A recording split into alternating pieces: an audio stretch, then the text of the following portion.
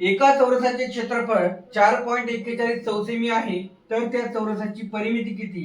आता चौरसाची परिमिती काढायची म्हटलं की त्याची बाजू काढावी लागेल. मग चौरसाचे क्षेत्रफळ बरोबर सूत्र काय असते आपलं? बाजूचा वर्ग. ठीक आहे. आता चौरसाचे क्षेत्रफळ किती दिलेले आहे आपल्याला?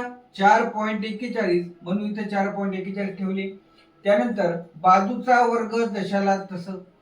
आता दोन्हीकडचा वर्गमूळ घ्या. दोन्हीकडे वर्गमूळ घेतल्यानंतर हे वर्ग आणि वर्गमूळ कॅन्सल होते. आता 4.41 चा वर्गमूळ किती येत आहे? 2.1 येते.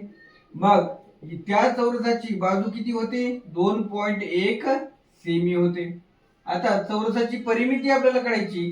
चौरसाची परिमिती म्हणजे 4 गुणिले बाजू. मग आता 4 गुणिले बाजू किती आली? 2.1, म्हणजे उत्तर काय येणार? 8.4 सेमी. म्हणजे त्या चौरसाची परिमिती किती आहे? 8.4 सेमी आहे.